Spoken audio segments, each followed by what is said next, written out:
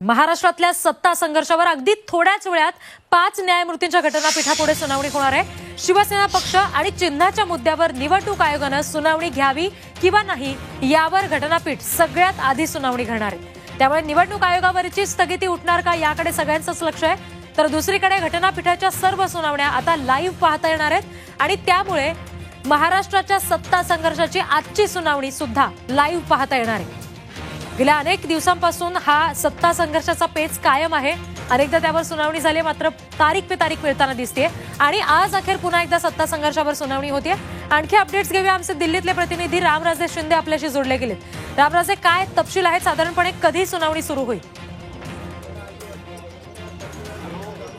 खरं तर महाराष्ट्रातील जनता हेच वाट पाहते की आज काही ठोस निर्णय होतोय का, काही ब्रेक थ्रू आजच्या या सुनावणीमधून होतंय का। आजची ही सुनावणी ऐतिहासिक 2 कारणांना असणार आहे। कारण ऑनलाईन सर्व जनतेला ही सुनावणी पाहता येणार आहे आणि दुसरा मुद्दा म्हणजेच की निवडणूक आयोगाच्या संदर्भामध्ये कोणते मुद्दे येणार आहेत ते सुद्धा पाहावं लागणार आहे। राज पाटील जी आपल्या सोबत आहेत ॲडव्होकेट, कोणकोणते मुद्दे येणार आहेत या संपूर्ण प्रकरणामध्ये?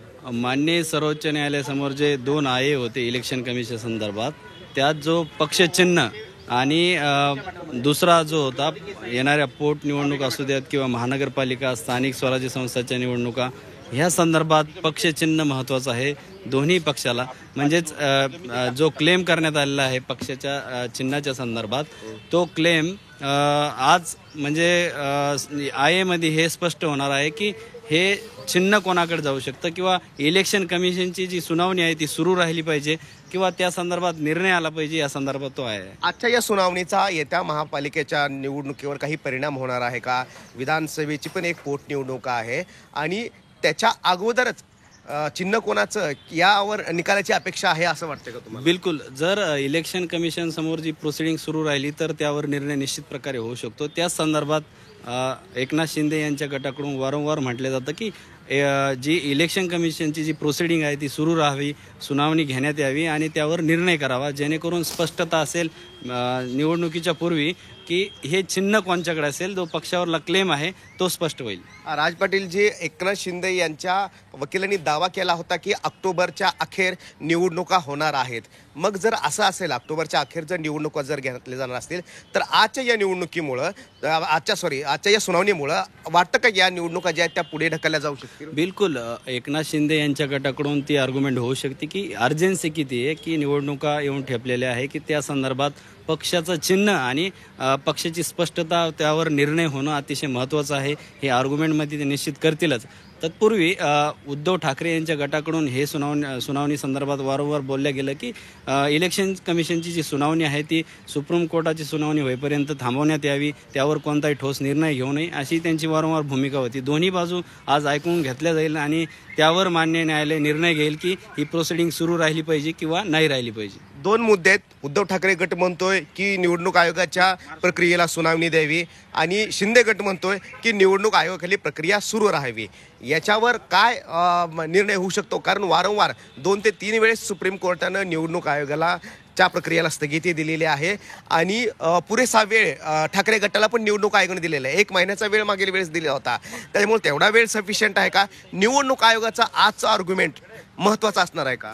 बिलकुल, निवडणूक आयोग हे सुद्धा आर्ग्युमेंट करू शकतं की वारंवार सुप्रीम कोर्टात आय फाईल केले जातात किंवा वारंवार सुप्रीम कोर्टात येतात किंवा आमच्या प्रोसिडिंगवर स्टे मागतात।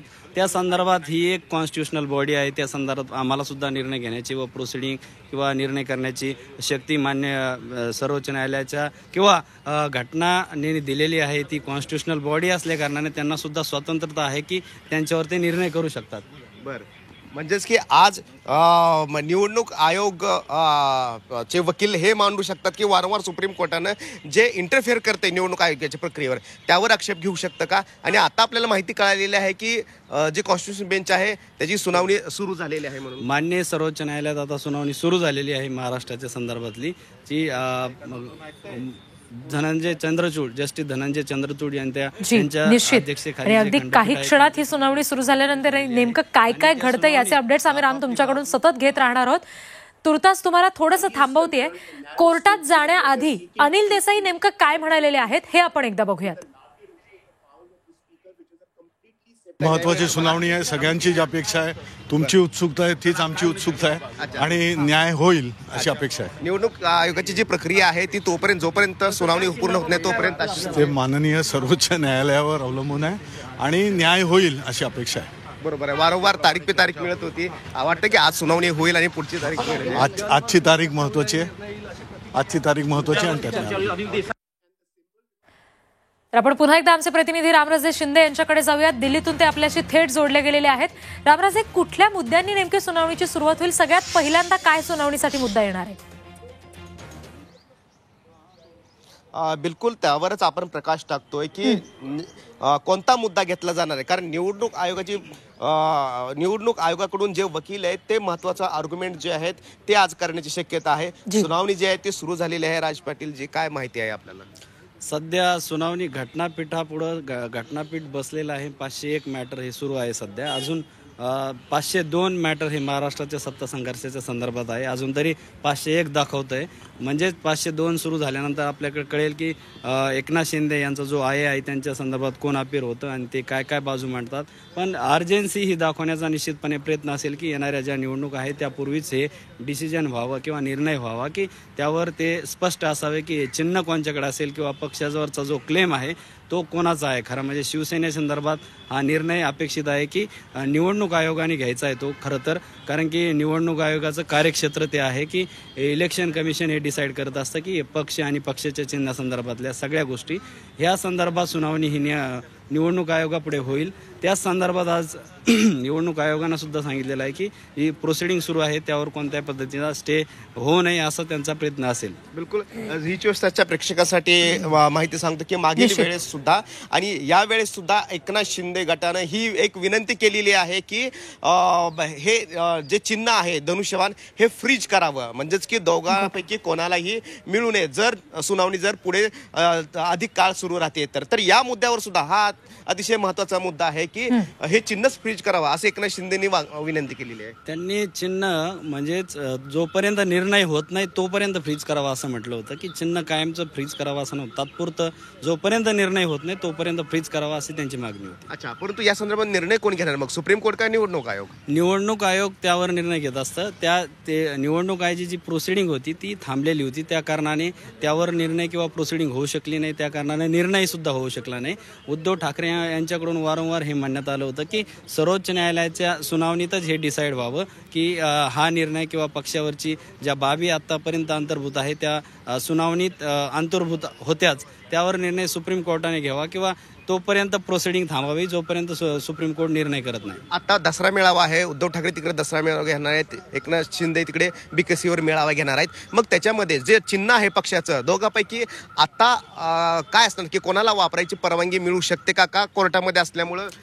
सध्या तरी वापराच्या परवानगीवर अजून कोणतंही भाष्य झालेलं नाही त्यामुळं आताच आपण हे सांगू शकत नाही. पण आजच्या आर्ग्युमेंटमध्ये हे निश्चित प्रकारे होऊ शकतं कारण की हे अर्जन्सीच्या बाबीमुळंच हे प्रकरण आज लिस्ट झालेलं आहे. कारण की येणाऱ्या ज्या निवडणूक आहे पोटनिवडणूक असू देत किंवा महानगरपालिका स्थानिक स्वराज्य संस्था आणि अनेक निवडणुका येणाऱ्या आहेत त्यात स्पष्ट असावं की हे चिन्ह कोणाच्याकडे असेल किंवा हा पक्षावरचा जो क्लेम आहे तो कोणाच्याकडे असेल हे नेमकं निवडणूक आयोगाकडून निर्णय अपेक्षित होता. ती प्रोसिडिंग चालू राहिली किंवा त्यात जो होणारा वेळ आहे चाललेला आहे तो वेळ निश्चित केला जाईल की ही प्रोसिडिंग कधी संपली पाहिजे वर त्यावर निर्णय कधी झाला पाहिजे. बिफोर निवडणूक झाला पाहिजे कारण की दोन्ही गटाची ही मागणी असेल की त्यावर खरे राम संपूर्ण राज्याला हीच अपेक्षा आहे की निवडणुकांच्या आधी सगळं हे होणं गरजेचं आहे. त्यामुळे सुप्रीम कोर्टातल्या आजच्या सुनावणीकडे संपूर्ण राज्याचं लक्ष आहे ते संपूर्ण देशाचं लक्ष आहे. राम, या क्षणाची सगळ्यात महत्त्वाची बातमी आपण झी 24 तासच्या प्रेक्षकांनाही सांगूया. एक तर सेनेच्या चिन्हाबद्दल सगळ्यांनीच बाजू मांडा घटनापीठाने सांगितली आहे. सुनावणीला सगळ्यात महत्त्वाची गोष्ट ती म्हणजे आता सुरुवात झालेली आहे. आजच्या सुनावणीचं वैशिष्ट्य आपल्या सगळ्यांना माहितीच आहे. एका बाजूला आपण झी 24 तासवर या स्क्रीनवर पाहतोय. सुनावणीचं लाईव्ह प्रक्षेपण आता सुरू झालेलं आहे. तर सेनेच्या चिन्हाबाबत महत्त्वाचा निर्णय आता येणं अपेक्षित आहे. महाराष्ट्रातल्या सत्ता संघर्षावर ही सुनावणी सुरू झालेली आहे आणि या सत्ता संघर्षातल्या सुनावणीची प्रत्येक अपडेट प्रत्येक क्षणाची घडामोड आम्ही झी 24 तासच्या प्रेक्षकांना दाखवणार आहोत. अत्यंत सोप्या भाषेमध्ये आपण हे सगळं प्रेक्षकांना दाखवण्याचा प्रयत्न करतोय. सुप्रीम कोर्टातल्या कामकाजाचं थेट प्रक्षेपण तुम्ही झी 24 तासवर पहा. जो सुनावणी जी सुरू आहे त्याचं विश्लेषण सुद्धा आम्ही ज्येष्ठ वकिलांमार्फत करण्याचा प्रयत्न करतो आहोत. निश्चितच त्यामुळे प्रत्येक घडामोड ही स्पष्टपणे आणि तितकी सोप्या भाषेमध्ये आपल्यापर्यंत पोहोचेल. पुन्हा एकदा आपण रामकडे जाऊया दिल्लीमध्ये. राम, आपण वकिलांबरोबर बोलत होतो. बिलकुल ॲडव्होकेट राज पाटील आपल्या सोबत आहेत. राजजी, मला सांगा की अनिल देसाई पण आता जाताना म्हणले की आजची सुनावणी ही महत्त्वाची आहे आणि न्याय होईल ही अपेक्षा आहे. न्याय मिळेल की नाही हे नंतर करणार आहे आणि त्यांच्या गटाला, परंतु आजची सुनावणी महत्त्वाची का आहे?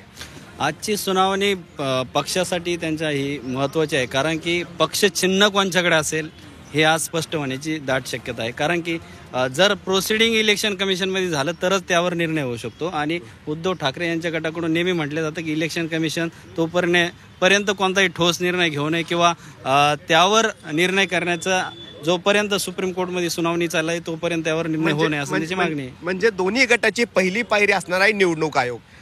ठाकरे गटाची असणार आहे की निवडणूक आयोगाकडे हे प्रकरण जाऊ नये आणि शिंदे गटाचं असणार आहे की निवडणूक आयोगाकडे ही प्रक्रिया सुनावणी व्हावी. म्हणजे की निवडणूक आयोगाच्या भोवतीच आजची ही पूर्ण सुनावणी होईल. बिलकुल, हे निवडणूक आयोगाच्या संदर्भातच लिस्ट झालेले 2 आये आहेत, त्यावरच ही प्रामुख्यानं सुनावणी असणार आहे.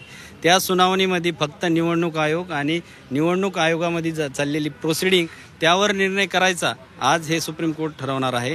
आज सुप्रीम कोर्टात हे ठरणार आहे की ही प्रोसिडिंग सुरू ठेवायची किंवा त्यावर कोणत्या प्रकारचा स्टे द्यायचा किंवा येणाऱ्या काळात जे सुनावणी होणार आहेत त्यात निर्णय घ्यायचा.